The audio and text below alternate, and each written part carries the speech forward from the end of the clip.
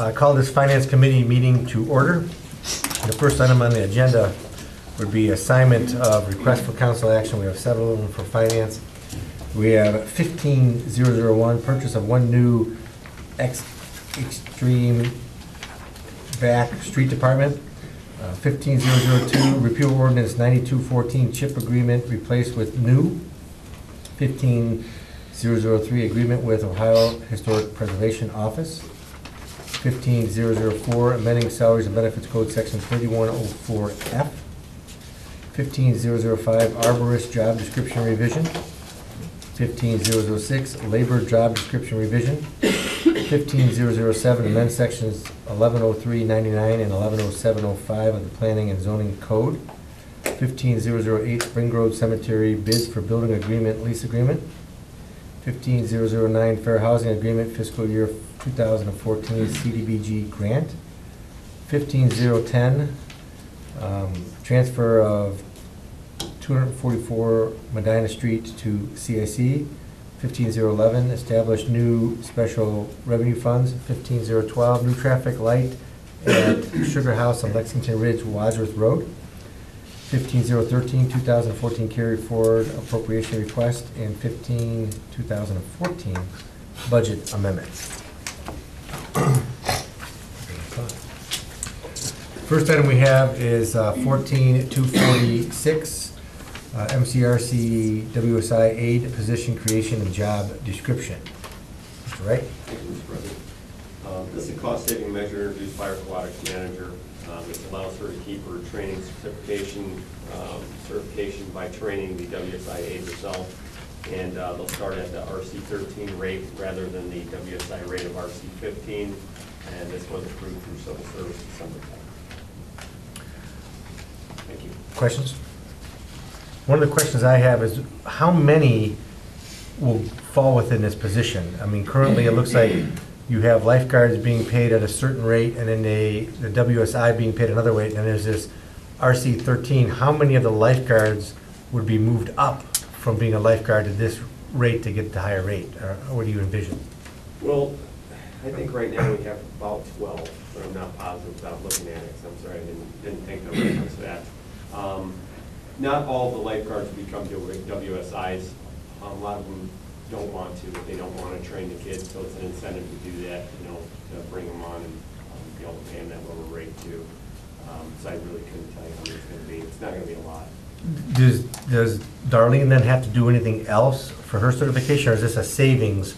Right, she won't have to. This will let her keep her certification. Let her keep it, so she doesn't have to go do the classes. And how much does it cost to do those classes? I think it's a couple $100. Okay, I just don't know. I mean, there's going to be a paid raise, but not much. I mean, it's 25 cents an hour, I guess, or something like that if I looked at. I just didn't know how many of the lifeguards. I mean, if we get them all, it may not be a cost savings. It may No, she wouldn't do that. Okay. Select you. Okay. Other questions? Yeah, there is a position being, this is replacing another position? No, it's just adding RC code so we can actually put in an 8 just below the WSI rate. So once they go as an 8, say they run in that position for a year, and then we move them up to WSI, the higher pay. So they'd stay at the lower rate, start at the lower rate. All right, thank you. Sure. Move to approve. Second. Any further discussion? All in favor? Aye. All opposed? Motion carries. Thank you. Item number 15001, purchase of a new extreme vac for the streets department. Mr. Coley? Thank you, Mr. President. This isn't new, I don't want to misrepresent, it's a 2009 Freightliner cabin chassis, which talked to mechanics, and Adam seems to think, especially with a Freightliner, not an issue. There's a full warranty on the body, warranty with the vehicle as well. This is through our NJPA bid, instead of the state bid. Now, the price on this, they were asking $148,500. Bill was able to go back and forth. You can see from the email I attached. The final sale price is $140,000. Not 100% on whether we wanted to go forward or not, so I thought I'd bring it here. I talked to the mayor. We had 3 units. The one, 1991, which is 23 years old, served the city well. Crankcase went out on the pony motor. right in the, towards the end of the sleep season. And it served the city for 23 years, got great use out of it. The next newest one we have is a 2007, and then we have one from 2000. I think we need three, whether, I mean, I don't think we can get by. We had a rough leaf season, as you're all aware from the complaints that you received, and then we dealt with throughout the season. It was just the way that they fell and the way things were gathered. But I don't think we can get by with the amount of trees we have going forward. The leaves, but not to make light of it. A new truck is $225,000. Takes a year to build. This is a used cabin chassis with a new back mount on the back, which I think is a pretty decent price for what they're offering here. Having said that, it's joystick operated, where now the chute is operated by one of our guys. We haven't had a lot of injuries, but it's very labor intensive to run that chute. This is a joystick operated chute from inside, so you don't have that guy out there doing that. You just have your wakers, and it can also be utilized from what supervisors are telling me, and I think Jansen saw it, we can pick up chippings from stump grindings, as well as suck the gutter line out, which the other vacs cannot do currently. So they did test it. We had it out in Forest Meadows for a day. The guys seemed to like it. And, we have money that we've been saving. Keith, we started back in, I want to say 05, 06 in the budget, putting money aside in the, I think it was about $35,000 a year. So there are funds available, and I think we just need to go forward, because I think we need a third unit. I wasn't sure in the beginning if this would be the unit, but I'm pretty convinced now that it's pretty good. Now, is it a, when you say it's a 2009 cabin chassis with a what year vac on it? It's a new. Brand new, 2015. Yeah, well, 14 at the time, because we started demoing it. Last year. And the cabin chassis is still under warranty. It is, and it's, you know, this is a Freightliner, and like I said, the guys are telling me that they're not worried. It has some mileage on it. They're not worried about it at all. You know, they get 200,000 miles. They'll never see 200,000 road miles in the city because of the little use, and it doesn't even get on the highway. Is it the same capacity vac as the other ones? It's not well, it is a compaction unit, but it's a little bit smaller, so it's not. It doesn't have the 7-ton capacity as the longer vehicles have, so it's shortened, but it'll pick up the leaves. I mean, it'll take care of the volumes that they need to pick up, from what I'm understanding. And you're recommending this? I am at this point. Initially, when I first got the quote, we had discussions. I was apprehensive, and I told the mayor I wanted to bring it up for discussion. But after more thought and discussion with supervisors, I knew we can't go through the season with the amount of leaves that are out there. It's 1,000 tons a year. When we weigh the trucks, we were weighing when they were going to CPF, and we know for a fact 2 years ago it was 1,000 tons. So what is the capacity of this? You said it's not the 7 tons that the other ones are. It doesn't have the compaction ability, but I asked Bill about that specifically, and he said the load comes out like a brick, because when you have that volume going in there, it's still sometimes most of the time they're wet or damp, so they're still, because of volume coming out in a compaction mode. So it's not being compacted like our regular compaction units, but it almost self-compacts, is what he explained it to me. As long as they're wet, okay. So I'm just saying, how many more, is it going to require more trips back and forth to dump them? I asked him that. That's too many more. You probably get 5.5 tons versus the 7. So it depends. I mean, that's the honest answer. Okay, all right. But for the price, $225,000, and that was in '06, and it was a year to build it for the one we currently have, the newest one we have. So we didn't even price new ones. I did not get a price on a brand new unit. Move to approve. Second? Any other discussion? All in favor? Aye. All opposed? Motion carries. 15002, repeal and replace 2014 CHIP Partnership Agreement, Ordinance 92-14. Sandy? Back in 2014, when the city was awarded the CHIP grant in partnership with Brunswick and Wadsworth, we did have a partnership agreement that we put together in accordance with the state's requirements. Since then, circumstances in the city of Brunswick have changed with their staffing. So what they have proposed after we called another meeting of Brunswick, Medina, and Wadsworth, and we met with their law directors and their mayors or city managers, and came up with a new agreement and revised the one that we had. So what we need to do is repeal the one that we had in place, so it's clean that way, and replace it with the new one. And what we essentially did is the city of Brunswick was asking for administrative dollars in order to run certain portions of the CHIP program. Now they're relinquishing all those dollars to the city of Medina.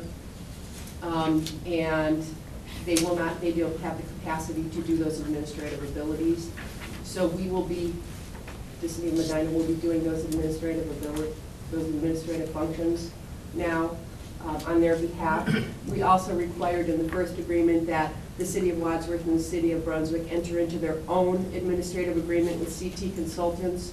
The city of Medina is going to make it cleaner. We're entering into one agreement which we have with CT Consultants on behalf of all the partners.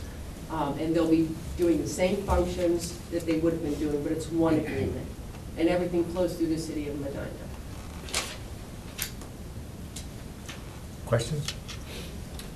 We have the capacity to handle this, though? Yes, Okay. hope so. You were basically giving the other two entities guidance anyhow, weren't you, as far as the administration part of it? I mean, I don't want to come out and say that you were doing the work for them, but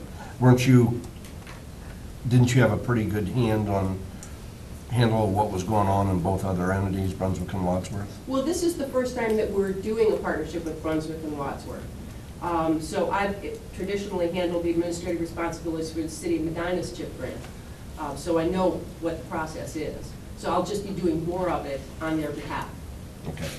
And in exchange, we will be receiving those administrative dollars to pay for my time and OPED costs for me to do those administrative tasks. Good. Thank you for being willing to take that on. Other questions? Move to approve. Second? All in favor? Aye. Opposed? Motion carries. 15003, agreement with Ohio Historic Preservation Office. Sandy? I'm sorry. Also on the last one, Kathy, did you have an emergency clause on that? Sorry, maybe they It's on the- Or on the last one we needed? to- Yes, sir. Oh, Sorry about that. okay. Because otherwise, we're going to have to delay 30 days, and they delayed implementing the grant for the last, I think it was supposed to start in September, Sandy? They were supposed to start September 1st. Right, so we're already 4 or 5 months behind. That would be another month if we don't.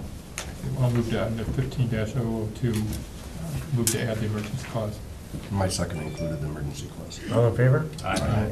Thank you. All opposed? Motion carries. Okay. All right, Sandy, your next one.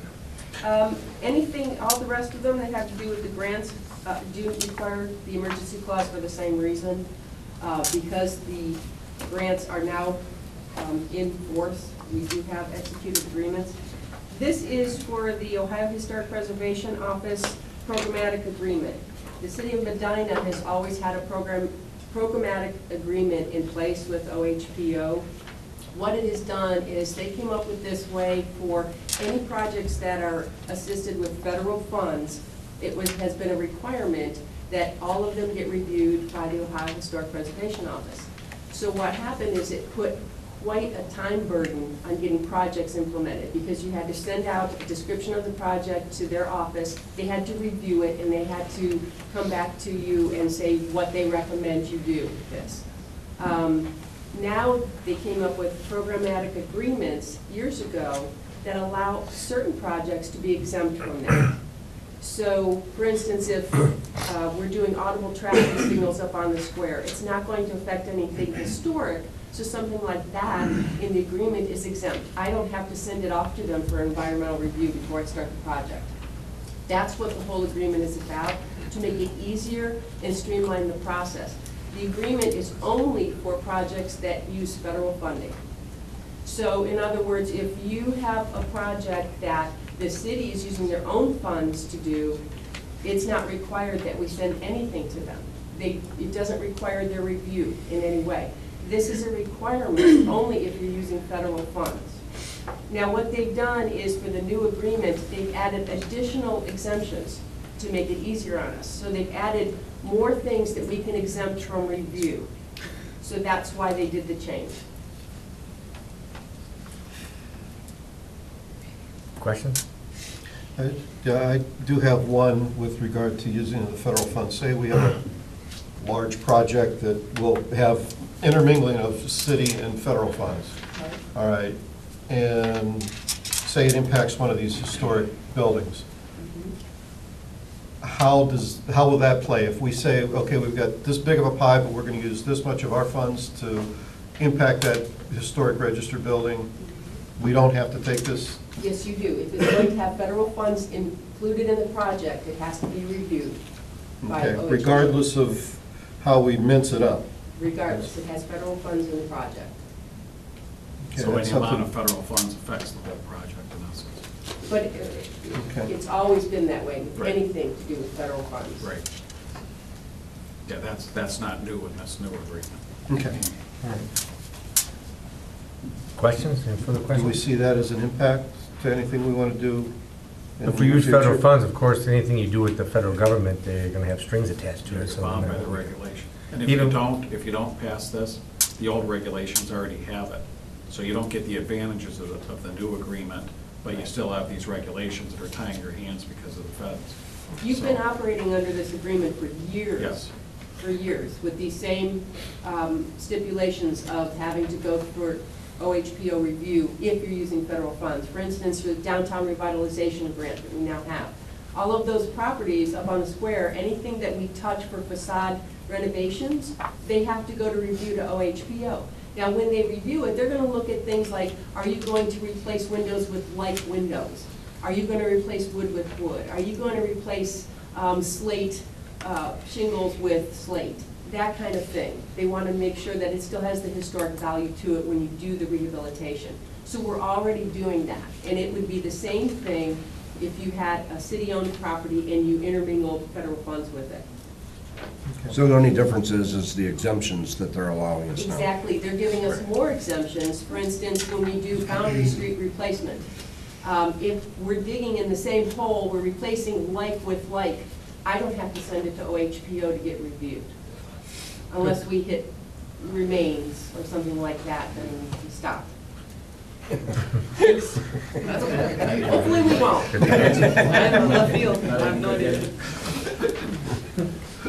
There's still that Hoffa guy. On Foundry Street? Move to approve with the emergency clause? Second, including emergency clause. Any further discussion or comment? All in favor with the emergency clause? Aye. All opposed, motion carries. 15004, amending salaries and benefits code 3104F.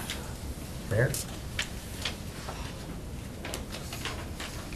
The salary and benefits code doesn't currently have a prohibition of smoking in city vehicles, and we think it would be better to be codified, and so we're asking to amend this code section. We do have rules, management rules, where we tell people that you can't smoke in the city vehicles, but it's simply a directive as opposed to in the code. And then as administrators change, supervisors change, we run into some issues. So we just like to codify it. Any questions? Can't smoke in your vehicle, won't be able to say, oh, we don't get one. Move to approve? Second. All in favor? Aye. All opposed? Motion carries. Next one is 15005, arborist job description revision. Mr. Worley. Thank you. The arborist position has been vacant since late November with the promotion in the street department. So currently, the job description requires an employee in the classification to have, to attain certified arborist status within 6 months of hire.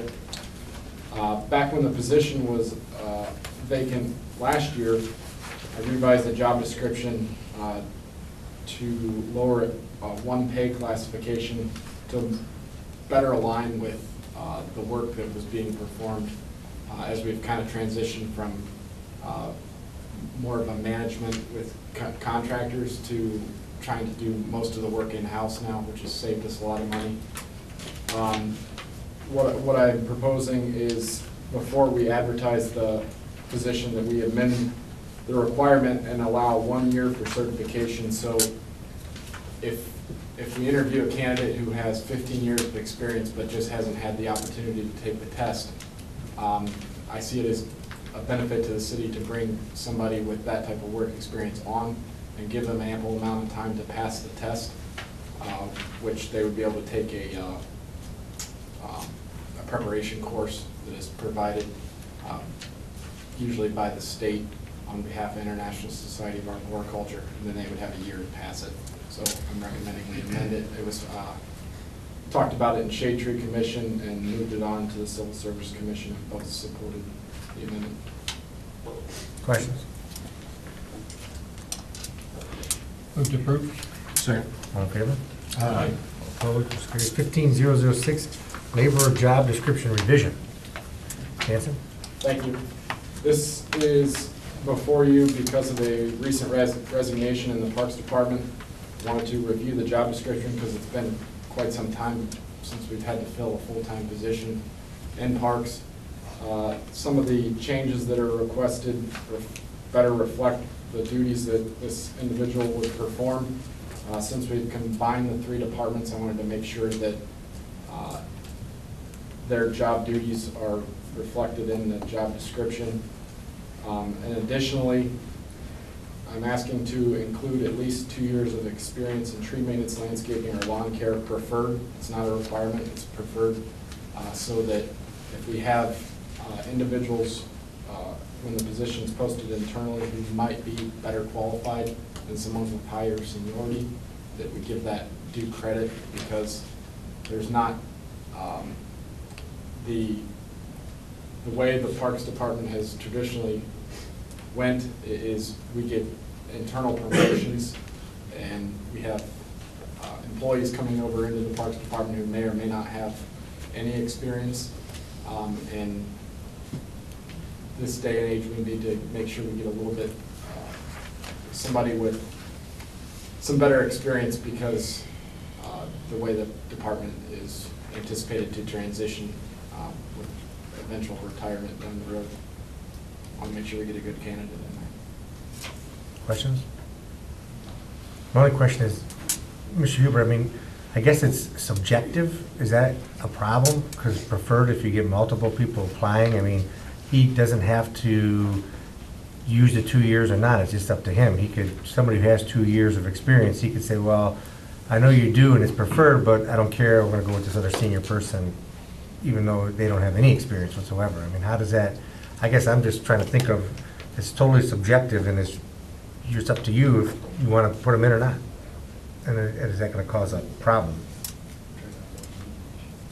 I mean, because I know we talked about this before in other job descriptions, and we tried to eliminate any subjectivity because of the potential of a litigation issue. I don't know if that is or isn't. Because doesn't he have that ability now, even if this is not in there? Probably is subjective. Maybe we ought to table this and take a look at that. I mean, I don't want to get, I mean, because you have that ability now without putting this language in there, I think, to do what you want. Well, I thought that the union guys are the guys preferred in this position. Is it? It is. Yeah.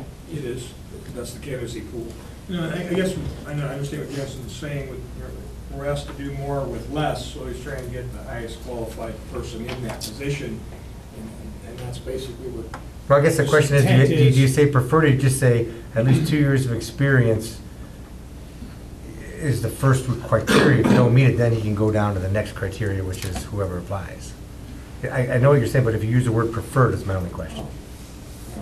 Yeah, I was gonna say, I think the preferred gives you more flexibility with it, so. That's what we. I mean, that's the first thing you're looking for, but you could find somebody else who have all these other great skills, and they don't have that 2 years, but you don't want to disqualify them then.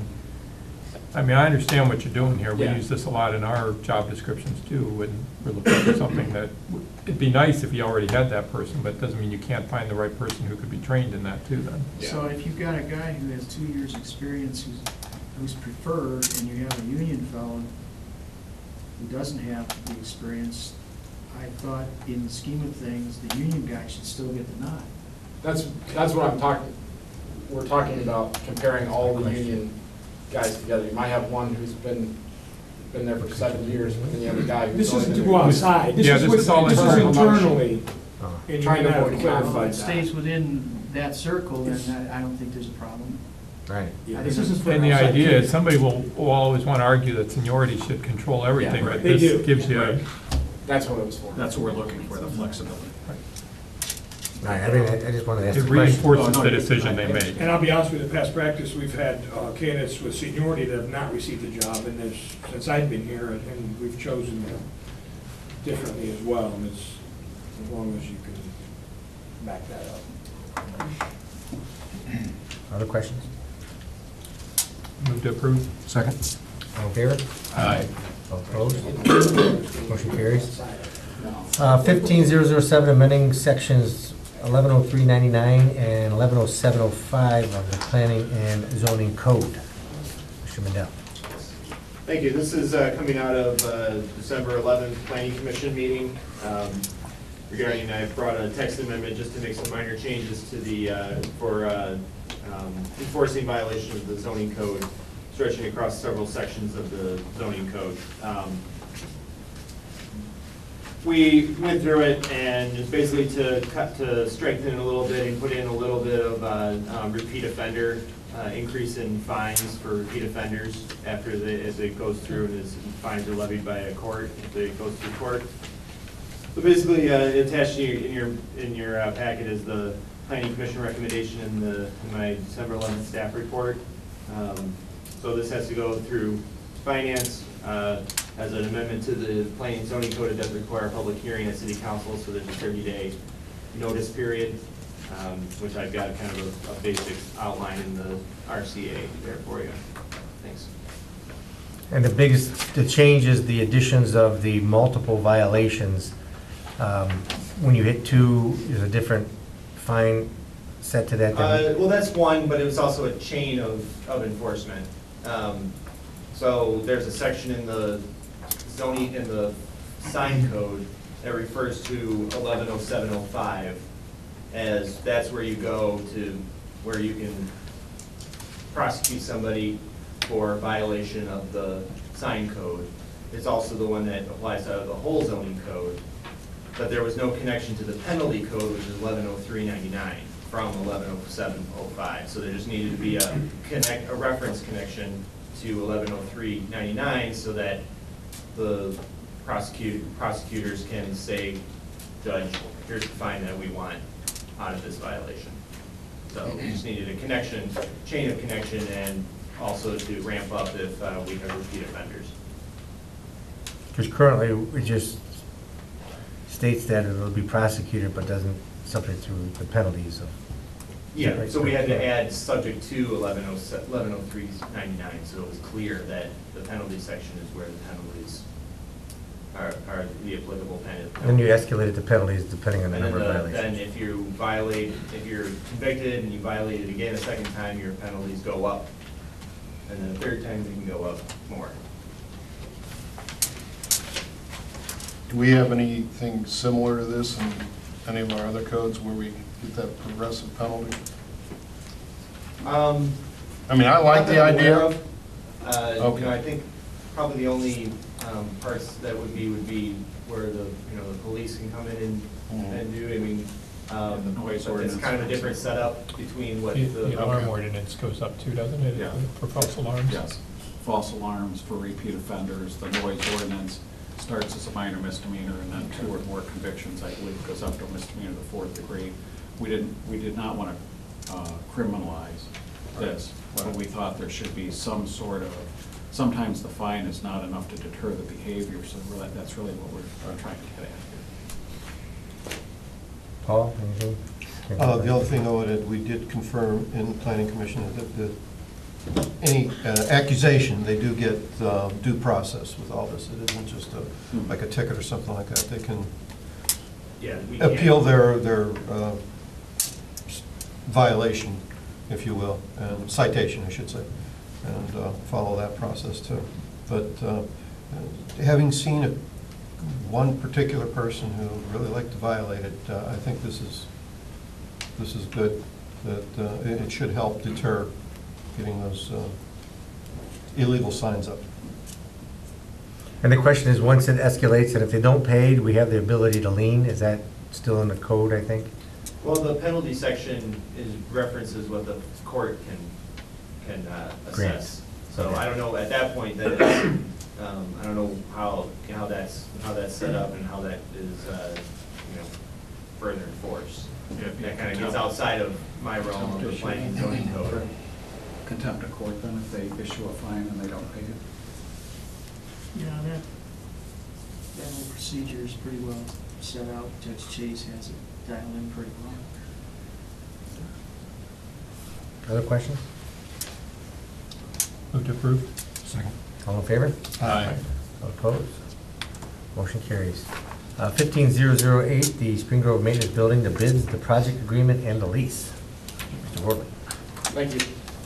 This request is to first authorize the mayor to enter into a building agreement with the Friends of the Cemetery. This agreement outlines the details of the project and how the Friends of the Cemetery and the City of Medina are going to work jointly together towards the completion of the project. It basically describes that should any portion of the bids come in above the budgeted amount that we presented, that the two groups will get together and kind of work out how to make the project happen without any additional funds from the city. We're aware of the strict budget for this project. So the building agreement describes that. It also refers to the lease agreement that was actually passed at a previous finance meeting. So both of these agreements will go to council together once approved. The plans for the maintenance garage and the Friends of the Cemetery building have both been submitted to the engineer's office. In the building agreement, it's also, there's a portion in there, article number 13, to name the building that is being constructed by the Friends of the Cemetery, the Amos Mears Memorial Building. The second part of the request is the authorization to advertise, bid, and award the site work and construction of a 3,840 square foot, one-story slab maintenance building at the cemetery. You'll see on the request that was submitted that the total project cost is not to exceed $605,800. A portion of that total expenditure is an internal advance for the Friends of the Cemetery, $137,950 will be reimbursed. The city's total responsibility for the remaining portion of the project is $599,050. That includes our internal advance. So once that is reimbursed, our total for the project will be $467,850. To date, we've spent roughly $6,800 for the site work plans.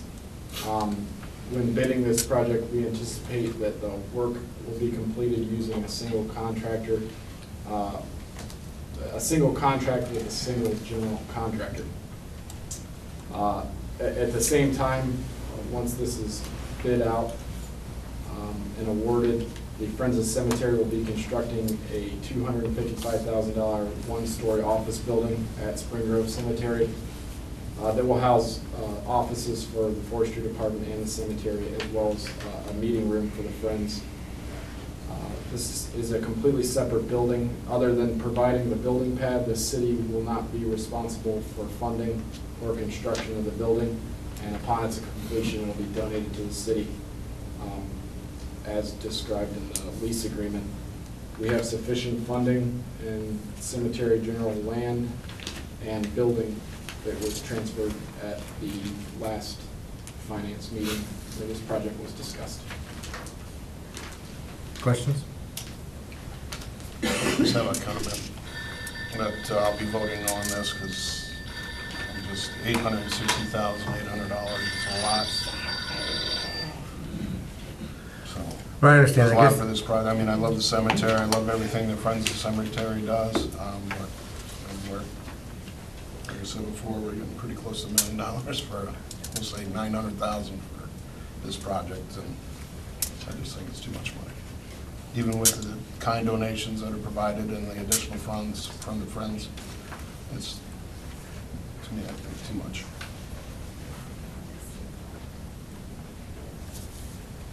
You know, thanks for all your work with this, Jensen. I mean, I understand what you're saying, Mark, but I think this is a, just a wonderful improvement to Spring Grove, which is one of the, really one of the kind of crown jewels of the city. That's that cemetery, that huge, you know, biggest public cemetery, I believe, in the county. And I think we've been a long time in the process, and the Friends of the Cemetery, I think, have been, you know, behind this. And Amos Mears is a great, you know, it was an important person in this community, and I think that the money set aside is going to be well used, and it'll be just a great thing to have when you go to the cemetery to, you know, to do the things you have to do there that sometimes can be uncomfortable or whatever, emotional. You know, this will be a great place for people to go. It's a great improvement, and I'm glad to see it. You know, I don't know what the timeline is. Do you know what the timeline of all this would be? In the building project agreement, it's 15 months. Once the bids are awarded. I anticipate it being much faster than that. Okay. I mean, I think if, in 15 months, if it's, you know, if it's completed and whatever it's done, I think that'll be a great celebration in the city for not just the cemetery commission and us, but for everybody here. And my understanding is that the agreement, the Spring Grove Building Project Agreement is divided up into 3 sections: site work, the maintenance building, and the Amos Mears Memorial Building. Correct. Which means that if the bids come in, let's say under on the site work, which is estimated to be $242,300, I understand it does not necessarily mean those savings automatically go to the other building. You know, that would have to be revisited. If there is something additional that needs to be done to the building, it's not as if that money, let's say it's a $50,000 savings, would automatically go to the maintenance building to be used. Is that, I think that's how I read that. You'd have to come back to council and say, look, we want to do some modifications, we save so much money in site work, but we want to use additional monies for the maintenance, which I don't see that happening, looking at the design of the building, but it's not like altogether divided up into different segments. So, does that make you feel any better, Mark? Thanks for your explanation, but no. And the only thing I'd like to add is, working with the Friends of the Cemetery and being on the Cemetery Commission, this has been thought through thoroughly, and I agree with Mr. Lamb. It is a city-owned property. And like I said before, I feel bad for families that, even though the cemetery staff goes out of their way to try to keep the place clean, and but for families to come in to try to make arrangements and so forth, I think this is going to be a jewel for the city. And keep in mind, the city was also kind enough years ago to designate the cemetery as a park. So it's not just used for people visiting deceased loved ones or friends. There's people that utilize it quite often. So. And as far as the maintenance facility, I think it's long overdue, and I think the city workers deserve this, so I'm supporting it. Thank you. The only thing I wanted to add is that I think it's important to remember the Friends of the Cemetery have donated much more than this amount of money in this particular instance to help with the upkeep of that cemetery that should have been, or could have been, City of Medina expenses. So it's an acknowledgement to them that we appreciate all they've done and how much money they have saved for us in the long haul of keeping that place looking so nice, and so I'm in favor of it as well. And I'd like to add that, along with Bill and Denny and Jim, it's also allowing us to be good neighbors in that we've got equipment that's sitting outside that can become unsightly. Some of the other plans that are being made to create some bins will create an aesthetically appealing area for the neighbors who, from adjoining parking lots and things like that, see things that aren't quite as appealing as we would like them to be. So I think it's overall it's a good contribution to the entire community. Other questions? Move to approve. Second? All in favor? Aye. All opposed? Aye. Motion carries. Item number 11, 15009, fiscal year 2014 CDBG Fair Housing Agreement. Sandy? This is a standard fair housing agreement that we do every year with all of our grants. Actually, they've changed it from fiscal year to program year, so that's my fault. I should have put PY 14 instead of FY. But this is for our yearly allocation grant, and it is a separate contract. Tonight at council, you will be looking to approve another one, which is for the CHIP grant, and that's a separate agreement from this one. They each require their own activities that the county fair housing office is supposed to perform, and each one has a different dollar amount that they've put on for their services. So that's why they're separate agreements. Questions? Move to approve with emergency clause. Second, including emergency clause? All in favor with the emergency clause? Aye. All opposed? Motion carries.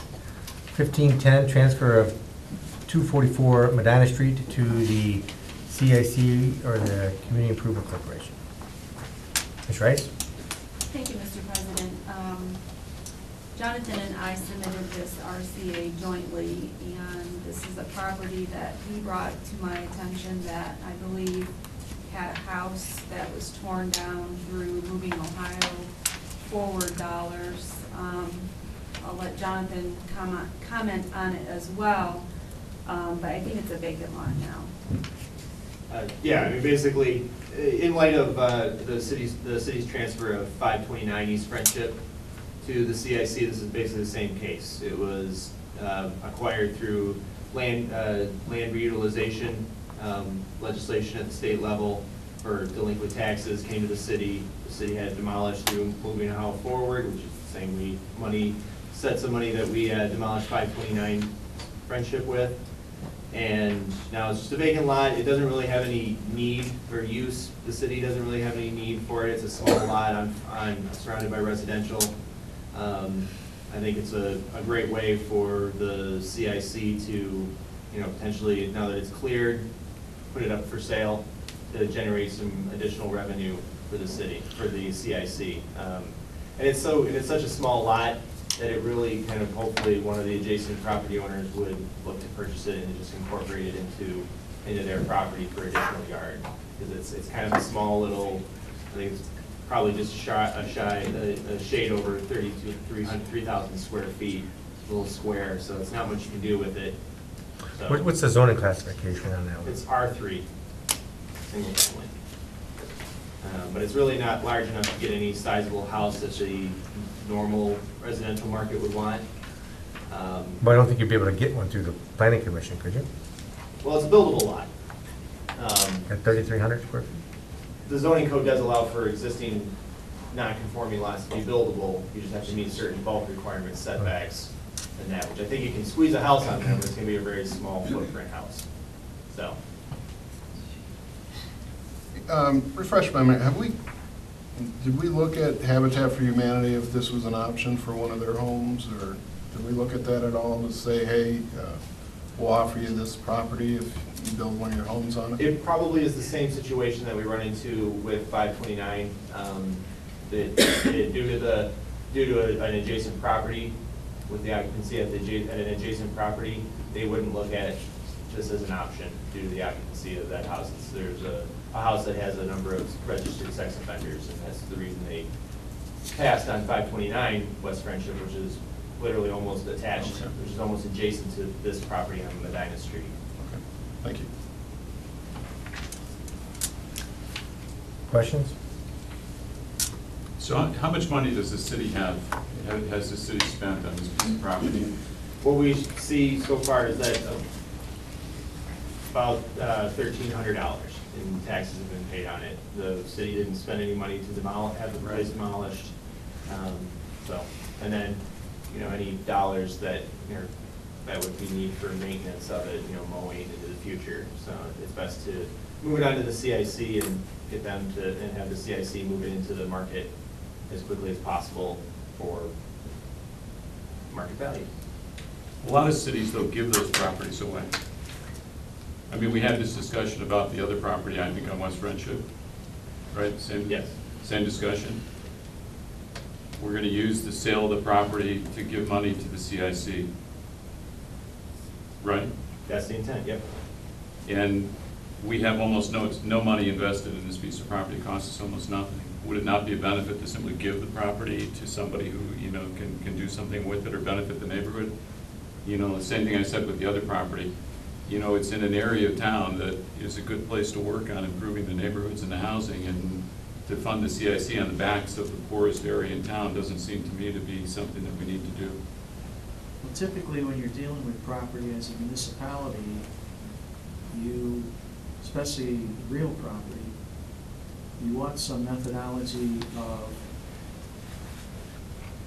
benefiting somebody who buys from the city in a way that is open to everybody equally. If you give the property to a particular individual, you run into potentiality of taxpayer lawsuit issues because, well, why does this person get the blessing and 50 other people don't get the blessing? So usually, the requirement most typically is competitive bidding or sale to the highest purchaser, which kind of flattens out the playing field so you avoid the issue with respect to trying to defend in a taxpayer claim why this person benefits but others didn't, and then trying to explain what it was about their proposal that was better to another proposal.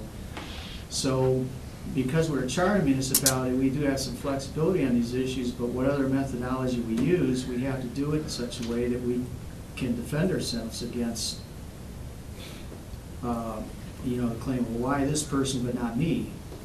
And just in general, I would offer that caution with respect to how we deal with these issues. But there are examples all over the country. I mean, there are cities all over the country that are doing just that. So they must have a way to deal with that. I don't know of any in Ohio. I know Ohio has a competitive bidding statute, and we've got some flexibility because we're a charter municipality, but I don't know of any municipality in Ohio giving people property. Well, let's take time to look then. I would rather take time to look than to vote on this tonight. I mean, I think there are examples that we could use, you know, because I think we have, you know, it's not just the law, always the law. I mean, it's almost a moral kind of responsibility when you're dealing in certain areas that you could make a real improvement. Why is it that we decide we have to make money on that piece of property where we have nothing invested?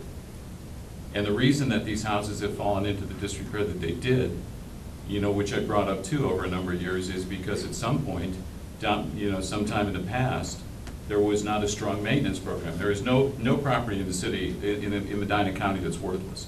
And what these properties turned into was worthless property, and the houses got torn down. I think we could find a better way to, you know, raise money for the CIC than to do it in depressed neighborhoods in Ward 1. Thoughts on that? I got one more question. Do we have a guesstimate ballpark of what the value is of the property in question? Not at this time. Well, the value would be whatever the auditor values it at, and I don't. Well, know I that. didn't know if we had a number that you could throw out to guesstimate what, Thought we had it valued at 8,000. so, okay.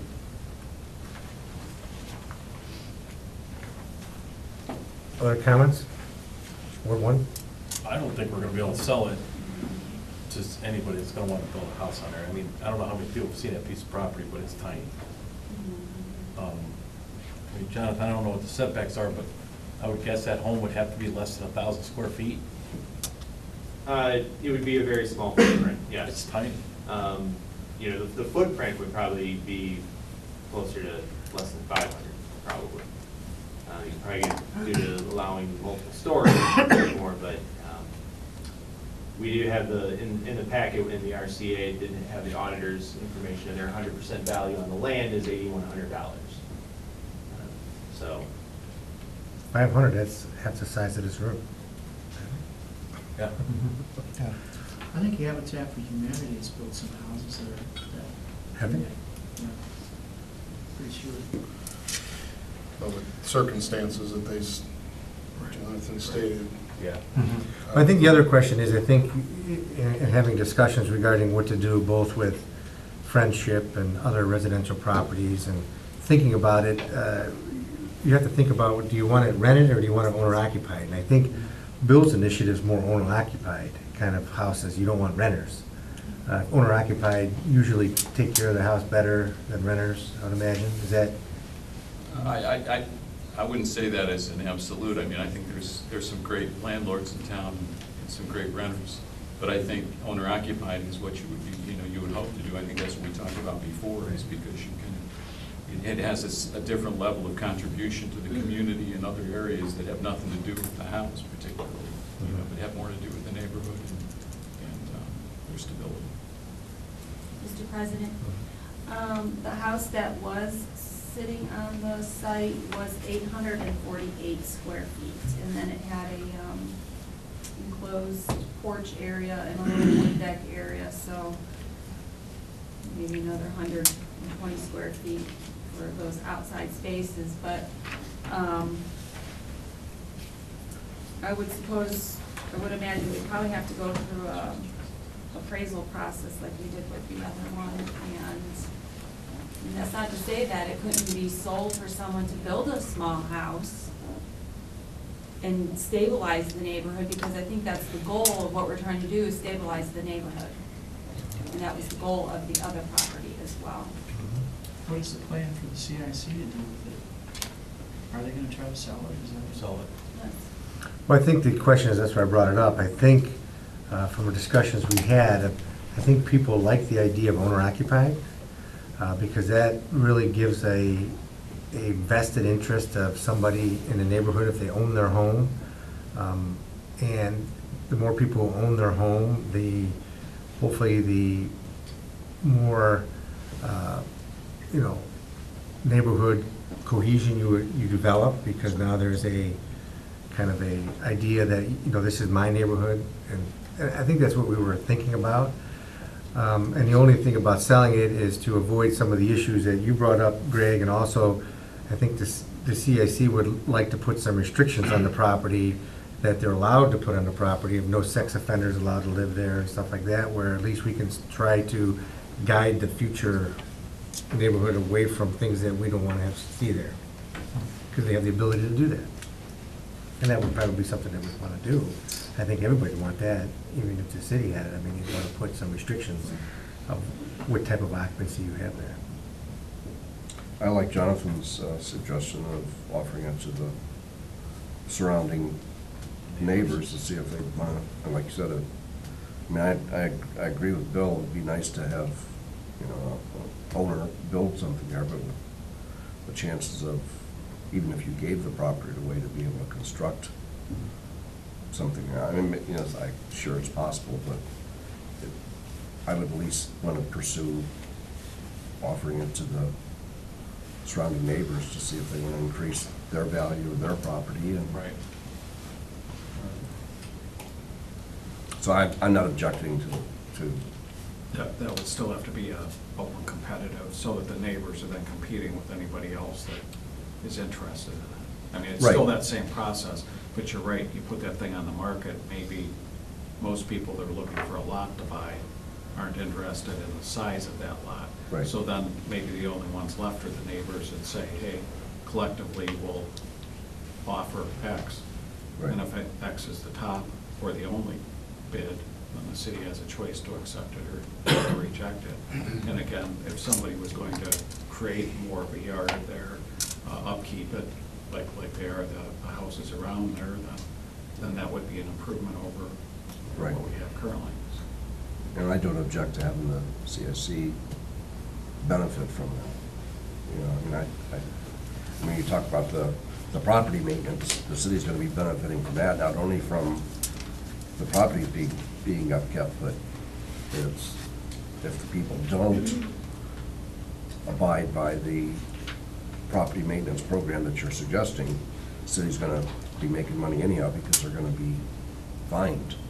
So, either way, I don't object to the CIC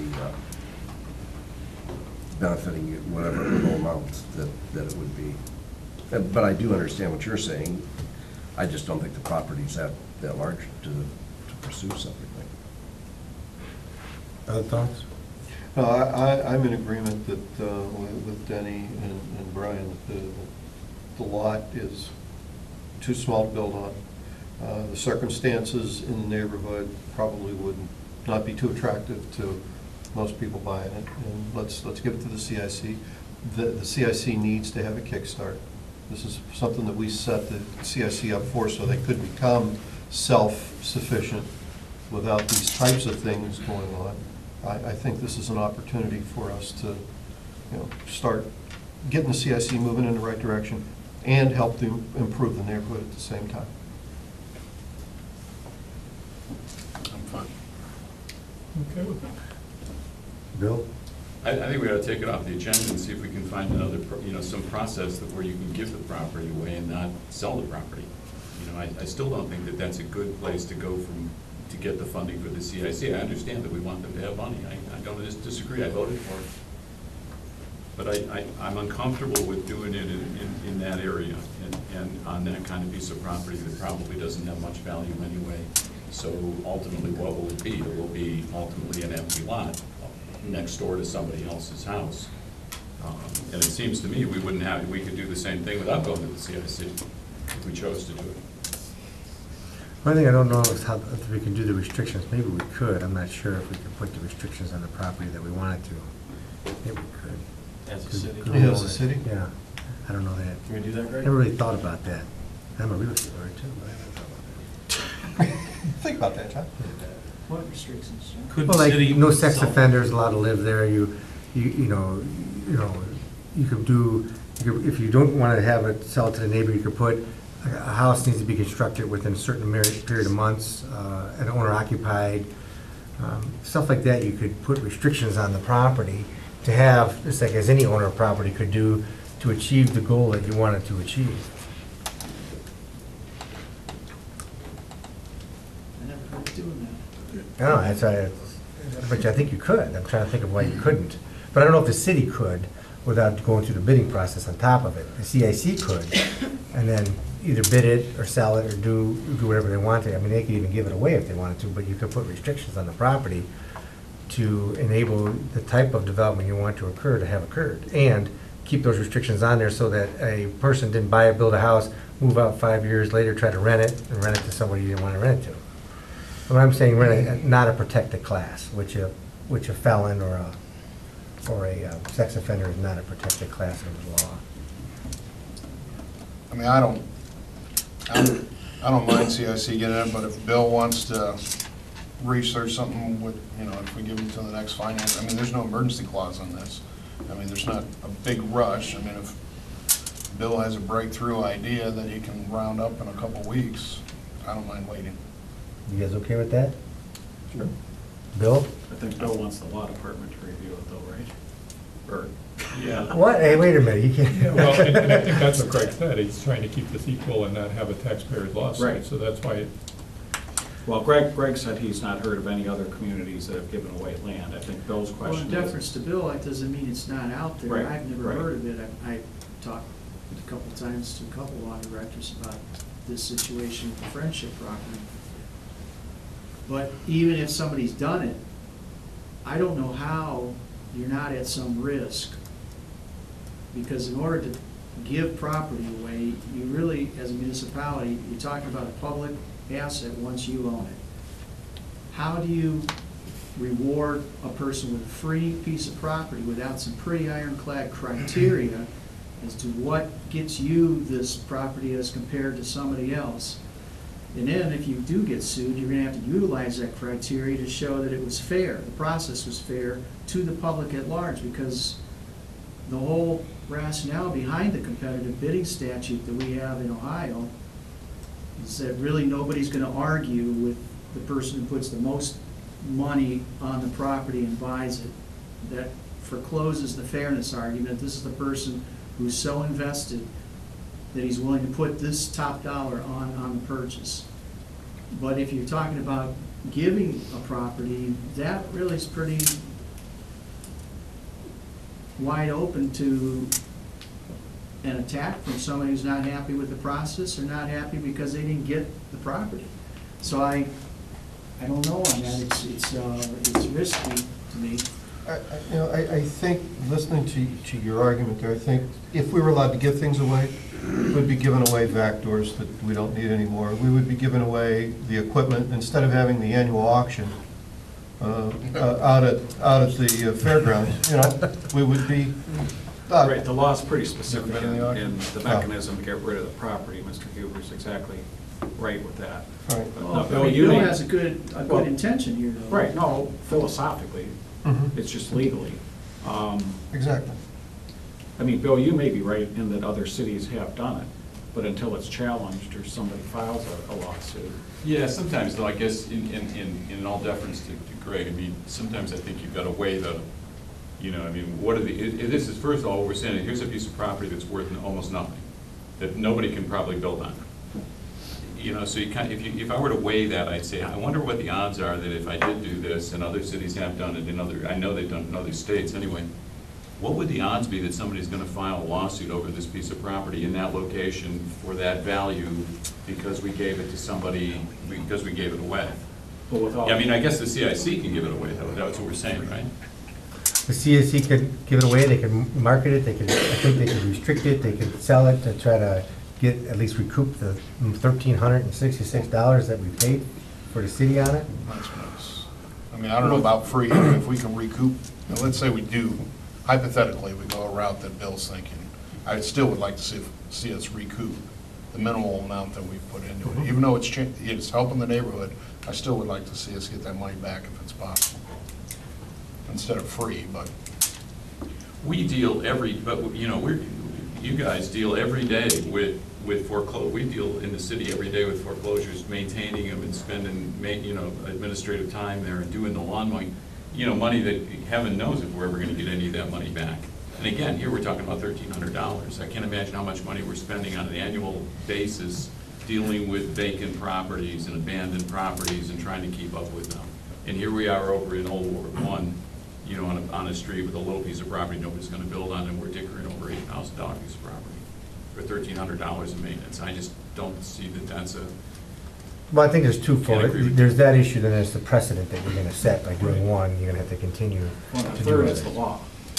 The law is that we take it out to uphold that this is the way that we get rid of city property. And to do something different than the law as the city, I'm not in favor of. Now, if the CIC is not under the regulations that the city is, so they'll have much more flexibility to explore different options. But the law is pretty specific on what the city has to do with any property that they feel they don't need anymore, which is the case here. And that's that we follow this protocol. Well, I don't even think the CIC really has a clear out either. The CIC, if they acquire this property and they transfer it to somebody, that process is still going to have to be a process that is defendable in terms of general fairness in the process. So there's going to have to be some criteria for how the CIC does it, even if they do it, if you're going to handle this properly. And that's because they're acting as an agent of the city? Correct. Right. So Well, the it's part CIC of can't it. give it away. Appears not. Mr. President, Yes. I only know of one city that ever gave property away, and that was Akron to attract the Rochling Automotive Manufacturing Plant. But I'm not sure if they did that through the city or if it was through a community development or their CIC. So that's the only one that I can think of off the top of my head. Okay, well, I guess the question is, Bill, with deference to you, do you want to look at this and not, I guess not tell Greg to look at it, but, because I don't know if he has time, and we kind of know his answer already, but, I mean, do you want another? Well, I don't want to just do it, I don't want to just do it to be arbitrary. I mean, if you guys want to do it, I mean, there's no point in you looking at anything. If you're good with it the way it is, we're going to move this way, then let's move on. Well, I mean, Or you if brought you up. want to wait 2 weeks, I'll Yeah. gladly look at it and see if I can come back with something, but. Like I said, I'm comfortable waiting 2 weeks. I mean, he brought up an option, maybe there's something there, maybe there isn't. Let's give them 2 Held the weeks. property for a year now, so. All right, Bill, 2 weeks. Good luck. Thank you. the ball's in your court. We'll hold that for the next finance meeting. 1511, establish new special revenue funds. As stated in the request, these are required by the ORC. It has to do with the joint grant. We're doing a couple other grants we have to have separate funds for. Questions? Move to approve. Second? All in favor? Aye. Opposed, motion carries. The next one, Mark, you submitted, and I think you want to transfer that to Streets and Sidewalks Committee for further discussion. Yes, and this review. is similar to my request for lights at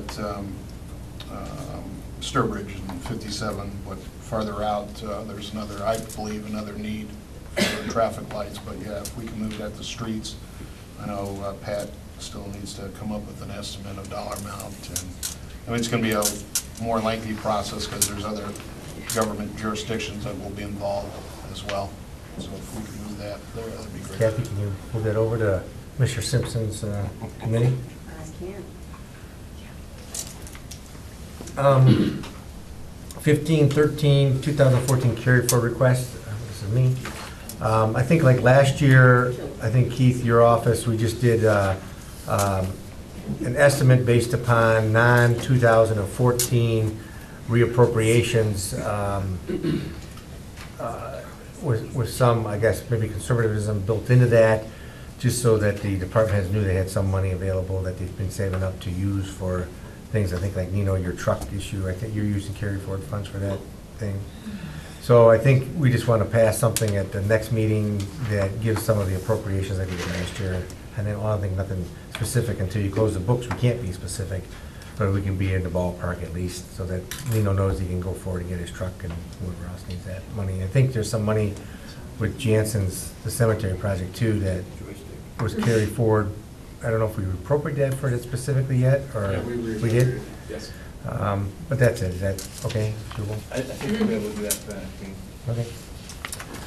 All right, and the last one we have is budget amendments, which is 1514, which is 2015-001, the first one for the Parks Department. Who's taking this one? Reimbursement operating supplies? It's a refund. We have to appropriate it because we. Refund? Move to approve. Second. All in favor? Aye. All opposed? Abstain. Any abstentions? Yes. All right, anything else that come before finance? I have just a comment, I guess, or I really just have a question. When we had the when we had the meeting with the Bicentennial Commission, we were talking about some, projects and things that we're looking to do. And I thought about turning in a request for council for seed money, I guess, for that group. But then I thought, I don't know what you're comfortable with. I mean, I was thinking if there was maybe a $3,000-4,000 for that group to start out with for the year as we move forward with making the plans for things that we're going to do. I don't know what you're comfortable with, though, but some amount of money for that commission to have to work with, because we will have some expenses as we go forward. Did we talk about this before, about any money for the Bicentennial Committee? No, but it makes sense that they will have some money to get started and do some things. Thoughts? Do we have any type of plan of action, any brainstorm sheet that shows us what? No, I mean, I think the press release went out, I think this week or last week for the, to solicit, which was really a nice idea to solicit from the pub, from anybody really, the idea for a logo, a new logo, and what we had talked about, and not to go into much detail, was we always have the gazebo and we always have the courthouse, but I guess because this is such a special thing, can we come up with something that's maybe not just a building? That everything you do, as we go forward, it does cost a little bit of money in order to put things together, to bring to council, to say this is something that we're looking at doing, and it seemed like it would be an appropriate thing to have some small pool of money for incidental expenses as we move forward. And I've got a question. We broke up, I think, or you broke up into subcommittees? Yes. Yeah, I mean, like, we have a budget, actually, we have a budget fundraising meeting tomorrow, 3 of us, I think, at 5:30, to talk about, and I've heard some of the plan of this will be an initial fundraiser in spring of 2015. Well, if we go forward with an initial fundraiser in 2015, you can't do a fundraiser without a little bit of, without a little bit of money to start with.